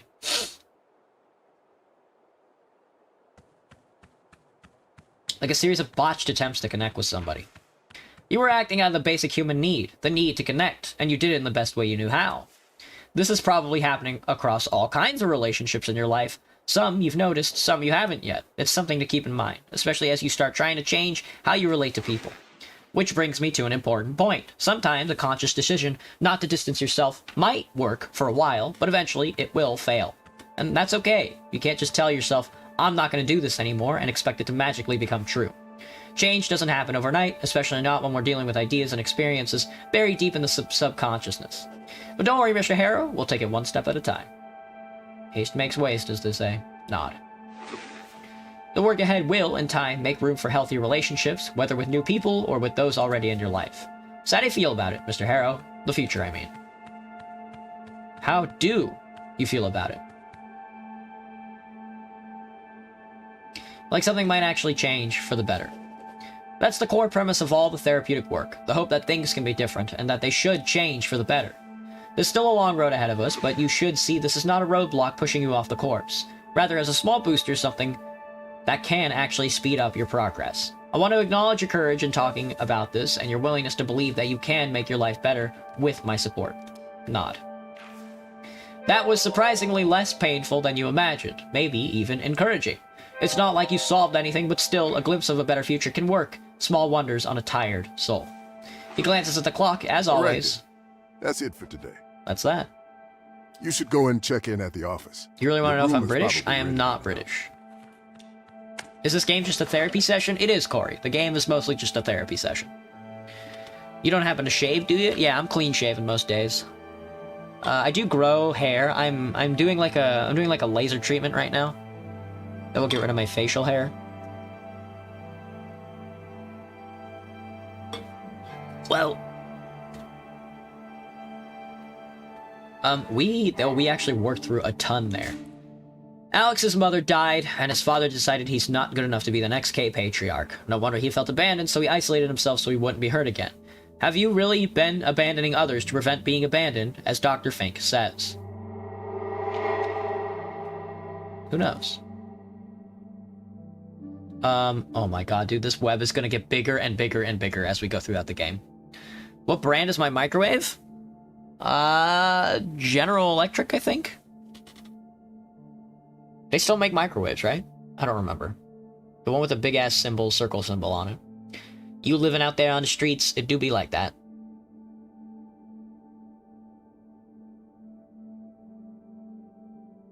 Microwave a fork? Right now?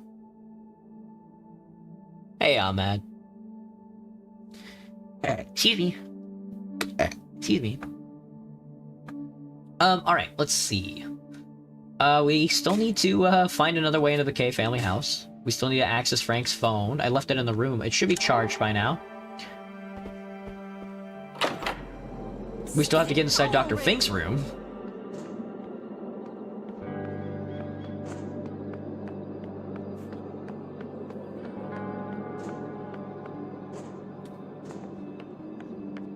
It's pissing me off when someone says my name wrong. When it, I mean, that makes sense in real life, but when you're online, that's a you problem, man. Give me the master key card. All right. Let's see.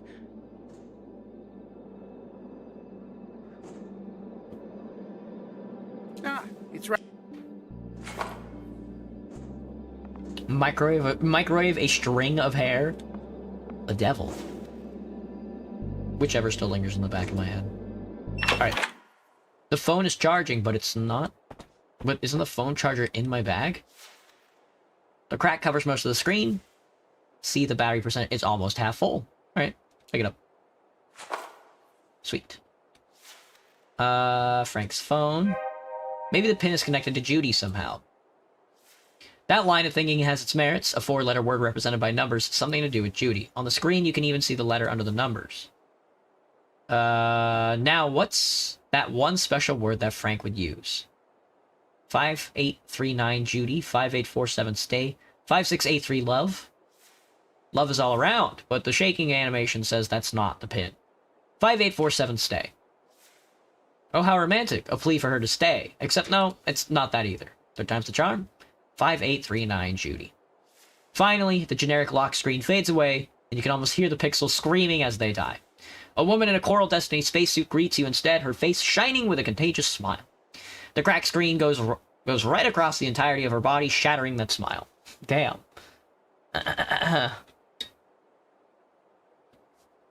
Hello, Sky. What's up?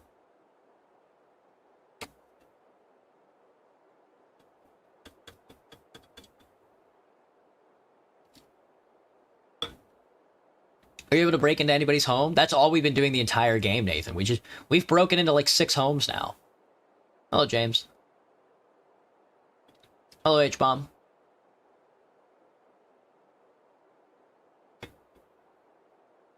A radioactive string of hair. Very good. What are my pronouns? Good question. Good question, Ryuki. Good question. That spacesuit did shit all to save you, lady. God, what a response. No wonder Frank lost his mind. She's beautiful. If that's not an omen, I don't know. Judy, I presume. Right on the money. Check the email app. Check the internet connection. Browse to the text messages. You're assaulted by a seemingly endless list. Most of the texts have never been opened, as is signified by the little number in the bubble icon. This is like looking for a needle in a haystack without even knowing for sure there's a needle in there. Maybe check the top? Skim read the contact names. The vast majority of which are unknown numbers seem like Frank isn't a paragon of organization. Those few names you do see are familiar and obvious nicknames. Some familiar, Smiley Riley, Old Man B, Double T, Please, Shrink Fink, Boss Lady. Check the oldest message. You had to scroll down so much that you don't have an opposable thumb anymore, at least not for a while. And all for an automated message for the mobile network operator with instructions on how to activate this phone. That makes sense.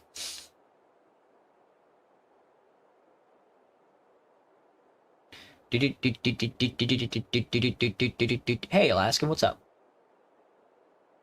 Hello, Electric.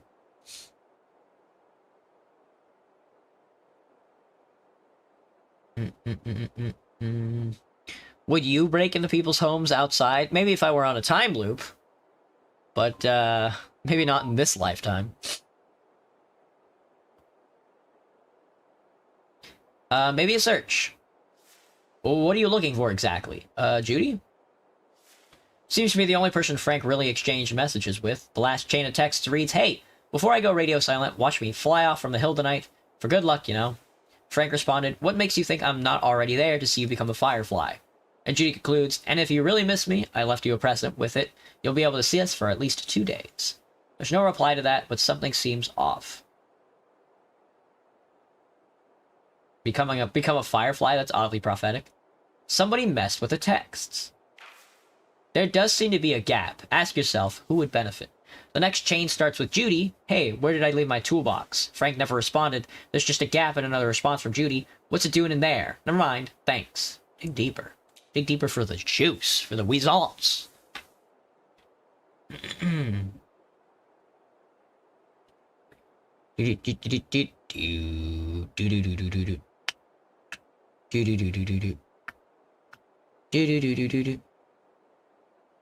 Are you in pain?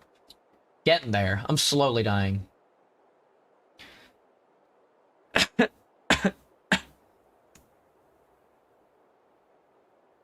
Bro, I'm actually alive. At first, it seems to be more of the same. Expressions of love mingled with mundane, everyday chit-chat. What do you do exactly in this game? You walk around. What catches your eyes are apparent... Oh, wow. Lucane? Lacune? Lacune? Our apparent Lacune in the conversation, like rogue virtual black holes, just opened up, swallowed them whole, and vanished. Frank must have deleted some messages. The phone's memory must have been damaged when the phone was messed up. That would have caused a random mayhem with deleted texts. No, this seems deliberate, specifically targeted.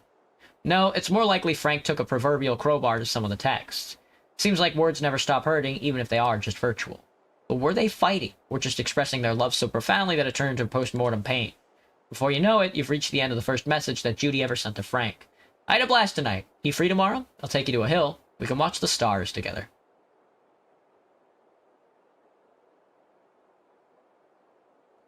Knowing what I know, that text makes me feel sour. And you know a fraction of the story. Imagine how the whole thing makes Frank feel. Let's do another search. Anything else other than walking around? Nope. You don't do anything.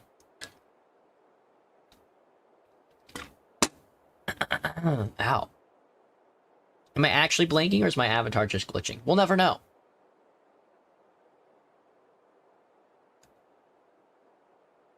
Let's do a Riley search.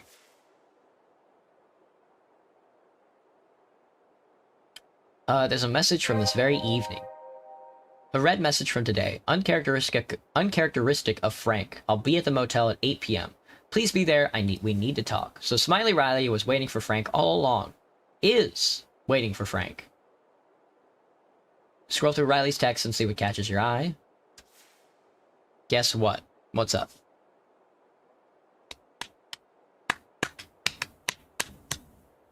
Someone's either dead or they got a bit freaky on the hill. That's true, true.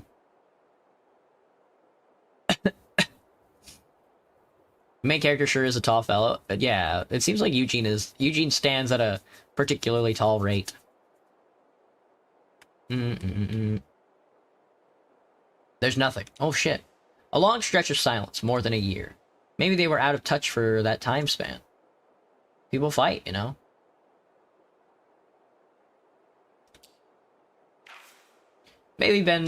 Must have been a hell of a fight if the silence lasted for more than a year. True. Ryan Reynolds jump scare. And even after that period, there aren't as many texts. As far as you can see, mostly irregular organization, where and when to meet. One or both of them must hate texting, or they weren't that close. Dig deeper.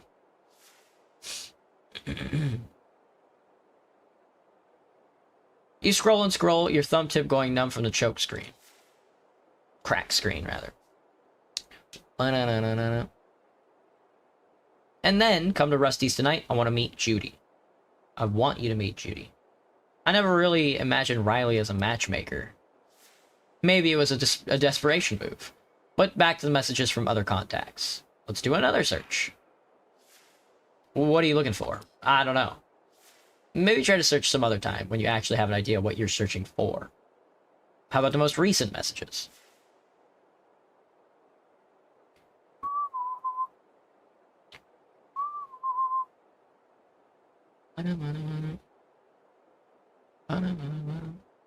A lot of text for a game that hates texts. Yeah, I guess so, which is really funny.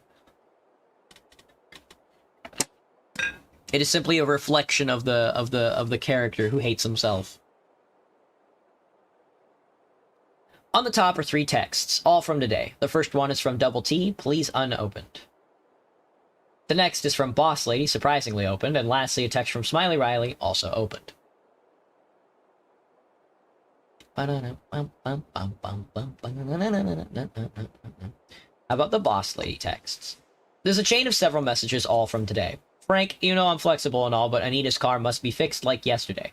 She's calling me so much I want to bite a shotgun. Alright. Earlier today, call Anita. Now, it's urgent. There must be something interesting here. If it's all about Anita's car, it must be something interesting. Or not. As far as you can skim read, it's all about work. But you do see Frank has very flexible working hours. Blocked by nosy, I give up. Since I'm here! Hell yeah. What's in the suitcase? Snakes! They put a bunch of snakes in the suitcase.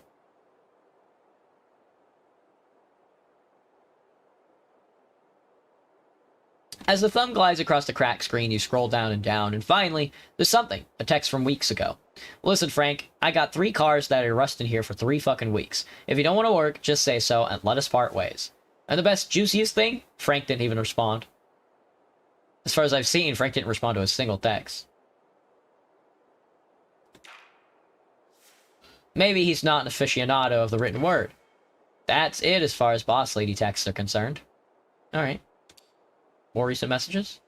On the top, there are 3 texts, all from the day. The first one is from Double T. Alright, we opened that one.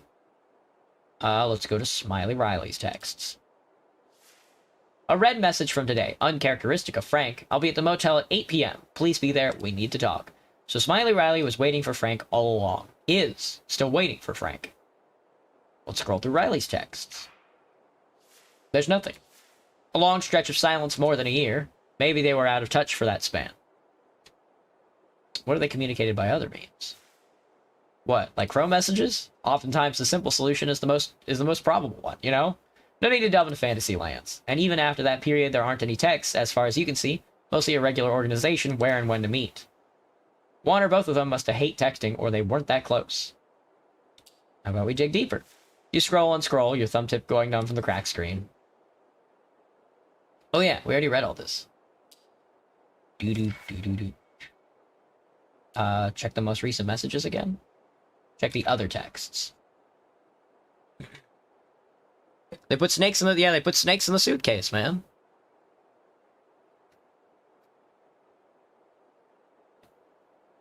Wow.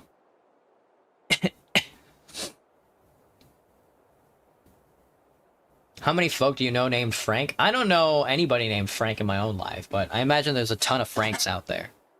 They're all eating hot dogs. Check the other texts. I guess not. What does Anita want from Frank? Check her messages. To your surprise, there's only two. First one is from earlier today. Frank, pick up the phone now. It's important. Yeah, he called her right away, sure. Your deep faith in your fellow human beings is astounding, but in this case, it's justified, seeing as Frank never even opened this text. The second message is also from today, some 10 minutes before the start of the loop. I still think you're a selfish shithead, but I have to admit, you're right. If only you could take your own advice.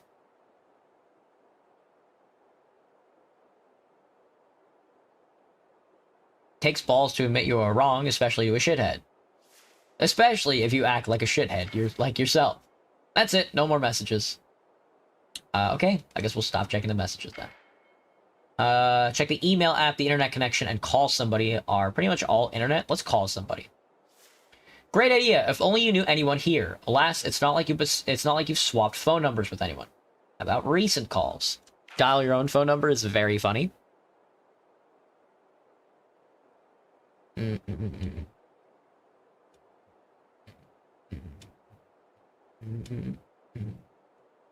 To be frank, there is a lot of Franks. Very true. Very true. Your fingers hover, then dive in. You open the list of recent calls, partially obscured by a large diagonal crack on the screen. Half expecting a familiar name to jump out and offer comfort in its recognition, instead you find a blur of strangers. Names drift by, each one meaningless, hollow, just tags for people you'll never meet. The sheer randomness starts to feel personal, like the phone itself is mocking you. Just a random person from the list. Your finger falls on an old man B, but even before the first ring you hear, your service has been temporarily suspended due to non-payment. Please make a payment to restore service. Temporarily suspended? What a perfect description of your situation. Alright, internet and email are we're gonna have to look for an internet connection on that one. So let's go back to Kuiper Belt. Let's go back to Kuiper Belt. After we check our brain. You gain access to the phone, now the only thing that's left to do is search through it. She was, and every loop still is waiting for Frank at the motel. Poor girl.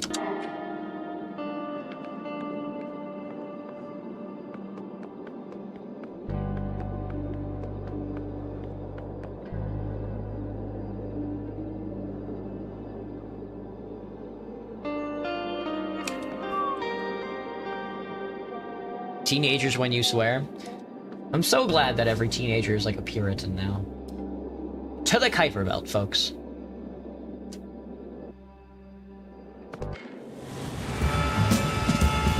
I'm not picking up this phone call. You can't make me pick up this phone call.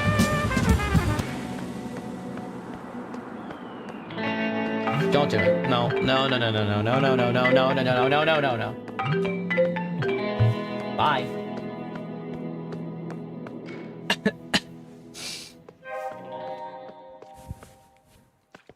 Dude, my phone's almost dead now, too.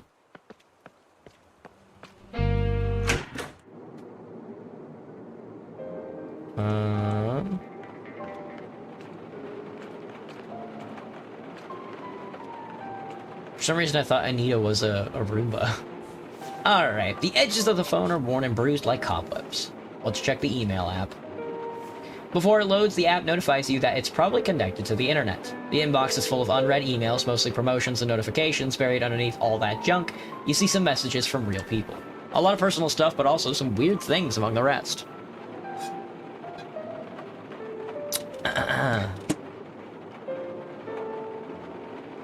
Let's get into that personal email juice. If you were hoping for a treasure trove of information, there's only disappointment here. Seems like Frank's not too keen on emails. There's a message from a familiar name, Ben Fleming, and another from Rosetta Simmons. What's fucking Ben up to, man? He's right behind us. When the mail subject is thought of you, you don't know what exactly to expect. The whole email is an image, a man with his face stuck under the hood of a car, smoke billowing from the engine, sun setting behind a cliff at his back. There's a caption as well: when your car breaks down by the roadside, at least you have a good view. Gross. Well, at least Ben is trying to cheer Frank up. True. What do you know? Maybe Frank likes dad jokes. Who the hell is Rosetta Simmons? Frankly, you're still not returning our calls. Hope you're taking care of yourself. Paul and I are coming to the valley for an anniversary. If you can't be at the memorial, let us take you out to dinner, at least. She might be gone, but you're still family. Oh, that's Judy's mom. And a classy lady at that, wanting to take Frank out to dinner. Aww. Aww.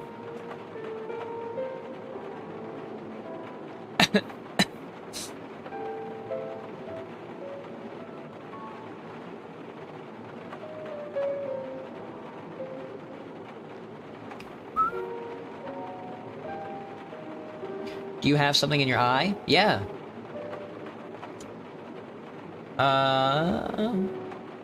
Check what notifications Frank is getting at. A seemingly endless list of notification from Frank's bank, Coral Destiny, and a mobile network operator. How about the mobile network operator?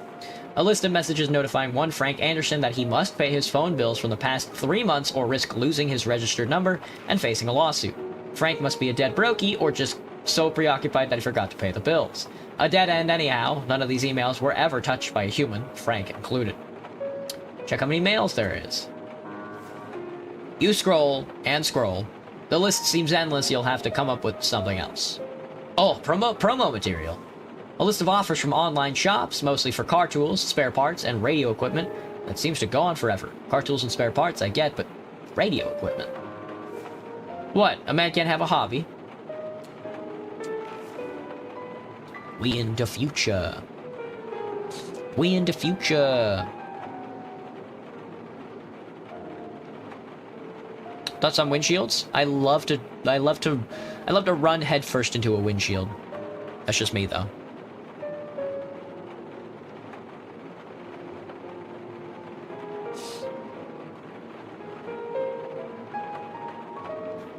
There's a number of emails with the exact same subject, and you're not sure if they're a part of the chain or different emails. I'll read the first ever email from that sender. It takes some scrolling, but you find it. 1, 2, 3, 4, 5. 112,524. 11,125 starts the conversation. My place tonight. I knew it. Frank had a lover. This is why all the secrecy. You would just love that, wouldn't you? The very thought makes you salivate. Frank simply responds, I can't tonight, busy. Then just a couple of minutes later, come on. My place, 21H. Dad will be asleep. M works late. I have a new toy to show you. A toy. A toy confirms he has a lover. Decades of stuffing your face into other people's often unwashed laundry because you're mind to think only of dirt. After a couple of days, Frank sends another email.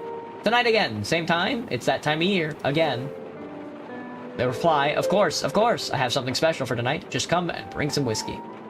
If it was any more obvious, there would have been a nude in the email. Now that would be some juice. Then another mail from the same responder. If you're right about the source of the signal, we discovered something big. I'll expunge this whole account. You do the same. Before deleting the account, remember to manually delete the whole archive. Source of the signal. For once, Frank's carelessness works in my favor. Not flying through a windshield in slow motion, no. As fast as possible. Before you go, all smug face. Wait, there's even more. Frank sends another email straight after the last. We have to continue listening to the signal. To your surprise, responded. Didn't I tell you to delete all that? Do you want them to catch us? Shut it down. Your mind starts reeling with questions. What signal has Frank chasing? After. What's its source? Fucking aliens, dude. Aliens. It has to be something about Judy. Aliens. It's aliens. Highly unlikely. And what's the real identity of this person? Who could be so paranoid? Except you, of course. Well, I'll ask around. Come on, that mouth was made for talking. Alright, there's more emails, I'm sure. Before it loads, the app notifies you that it's properly connected to the internet. A seemingly endless list of emails summons. How about the strange emails? There's a number of emails with the exact same subject, and you're not sure if they're part of a chain or different emails. Oh, open one at random. Oh, no, it's the same one. Okay. skip through that. It's aliens. Aliens. It's aliens. Email app done. Check the internet connection.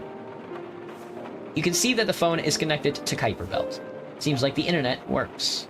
Alright, that's that. Whoa, we finally got through his phone, dude. Jeez. Oh. Fucking aliens, man. Wow. Much like the Scout TF2 line. Aliens? Alright, Frank's phone has been searched through. You managed to bring the phone back to life. Unfortunately, it won't stay that way, but at least now you know where you can do it again. Done.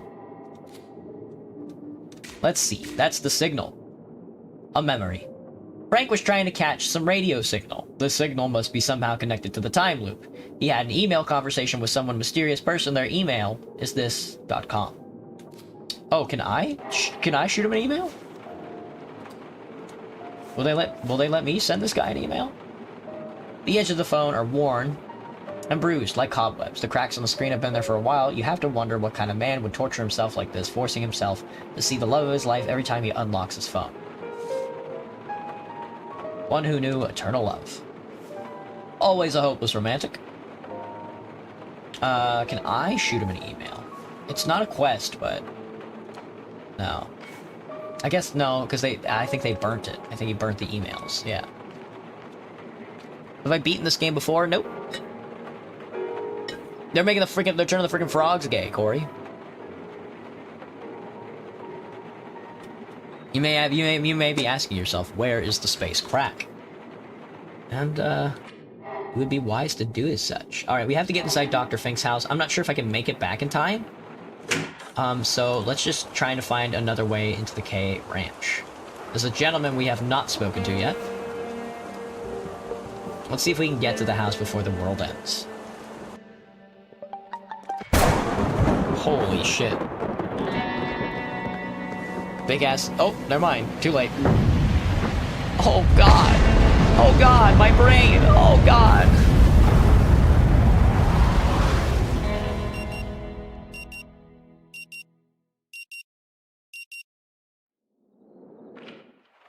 Still with me, Mr. Harrow? I have a question. Do you happen to know anyone whose email is this? Pardon me? Could you repeat that? Could you repeat that? Starting to write it down, he does so painstakingly, number by number, underscore. Carefully, the line is drawn beneath. This number. At email.com. Got it. Got it. He pauses for a moment, his eyes fixed on the note, a flicker of curiosity in his gaze, or maybe it's just your wishful thinking. No, I'm afraid that doesn't sound familiar at all. Why exactly are you asking me this? What does it have to do with our therapy? None whatsoever. Let's stick to the subject at hand, then, shall we? No wandering off into All right, then. You should go and... No wandering, just like, hey, have you heard of this email?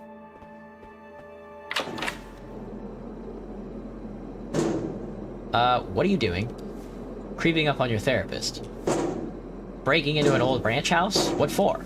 You're completely lost. You have zero clue how to stop the loop, and it shows. Like a tsunami crashing in before you can breathe, the emotions surge, a flood of feelings, overwhelming, unstoppable. You need to act, something, anything, to release the pressure building up inside you. Quick breaths, stop the panic before it hits. Not here, not in public. Oh, shit. I think I just died. Hey, you okay? You sound like you're really not.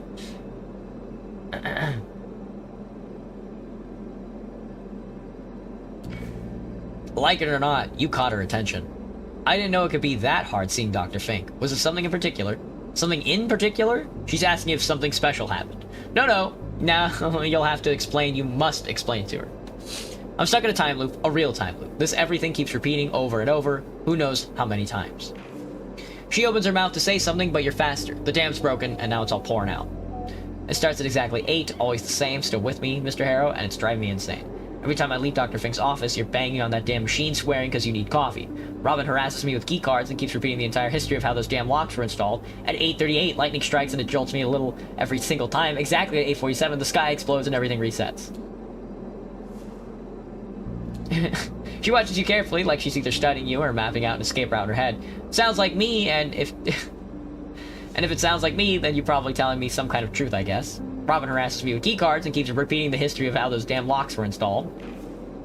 But yeah, that tracks. She does love her keycards. At 8:38, lightning strikes me. It jolts me a little every time. That's oddly specific. At exactly 8:47, the sky explodes and everything resets. She nods slowly. So let me get this straight. The doctor greets you the same way. I bash the machine, Robin floods you with keycards, lightning freaks you out, and then the sky catches fire. Ever had caffeinated hard candy? I have not, Graham. I've had a Cliff Bar. Does that count? I've had a caffeinated Cliff Bar.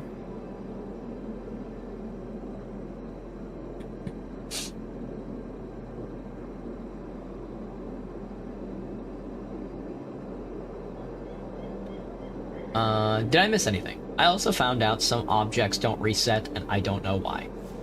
Colored me surprised, something new in the loop. That's not bad at all, actually. It's not, but that's not how a time loop is supposed to work. Sounds like you've grown to like the time loop, gotten used to its ups and downs, so much so that now change actually bothers you. Look, I get that something weird must have happened. I mean, just looking at how you're reacting. Weird doesn't even begin to cover it, believe me. You pause, take a deep breath. The thought that all of this is for nothing starts to weigh on you, but you push through. Probably sounds like nonsense to you. You don't believe any of it anyway. Now hold on, just because it sounds weird, and trust me, it doesn't mean it's impossible. I mean, the universe is full of strange and unexplainable shit. What I'm trying to say is, anything's possible these days. People colonizing other worlds, multiverses, temporal relativity. Don't even get me started on what might hit you in space. When you mention a time loop, a bunch of theories popping up. Cognitive feedback loops, strange radiation, a glitch in the simulation. That's just off the top of my head. Cognitive feedback loop. It's an idea that trauma or extreme stress can trigger a neurological echo. It can create the sensation that time is repeating.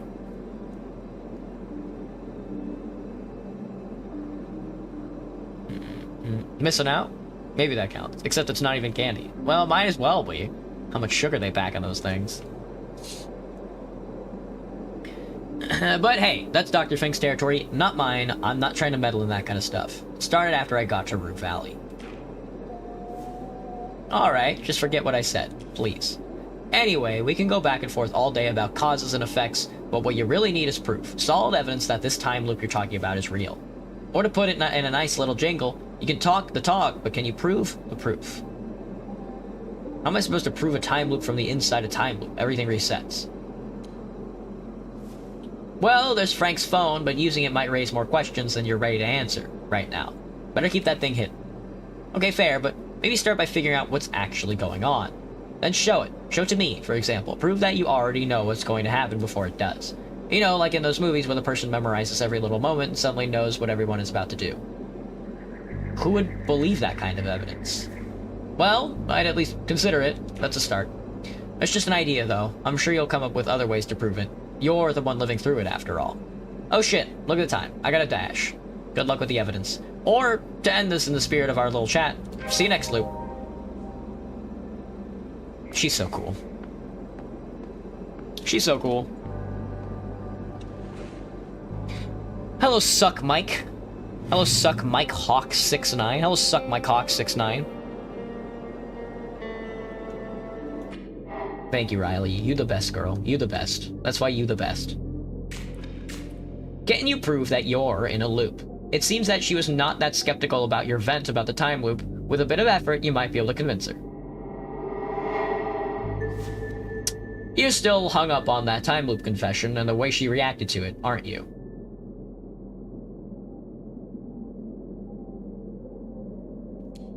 Indeed. She's the only one here who has given any thought to your demise. Not like Robin. Not like any of them. So the one person who actually bothered to listen to you, Riley's the only one who might believe you about the loop, if you could just find a way to prove it to her. How would I even prove something like that? Let's consider. Maybe I can show that I know stuff, things only she was supposed to know. Now that's gonna be real tough. You've only got 47 minutes and she's always on the move. How do you get someone to open up with a clock ticking like that? Maybe I could show her Frank's phone. That would only make things more complicated. How are you supposed to explain having his phone when she doesn't even know you? And you can't exactly prove you and Frank ever met. Maybe I could speak her words before they even leave her lips. Wow, creepy much? Hard to tell if she's gonna bolt or just deck you, and let's face it, she packs a punch. That's all well and good, but you'll need some kind of actual proof. Something you can show her that makes sense in her world. She did suggest you try and figure out everything happening in the loop, so why not just do that? Sure, I can map out what her facts are, specifically how those 47 minutes actually unfold. So do it! Track some key details, lay them out for her, minus the stalker vibe. So, should I deliver a speech?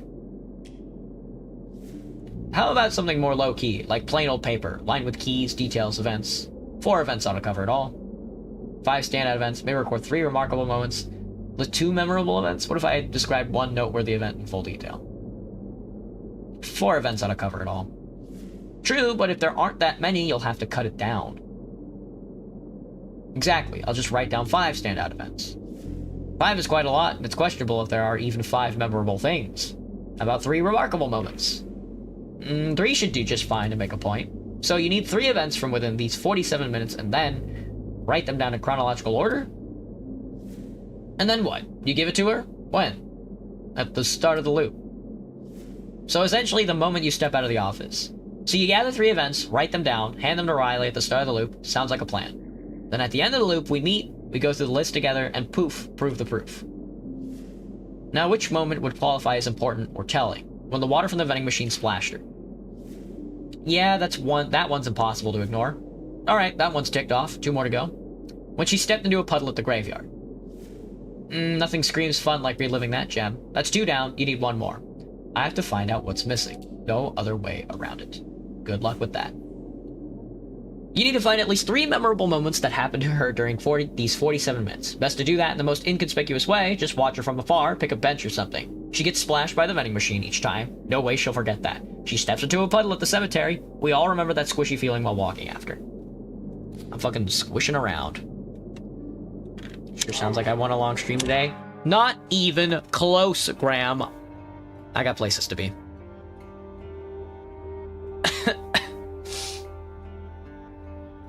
Alright, everybody. That was Rue Valley. Who would have thought?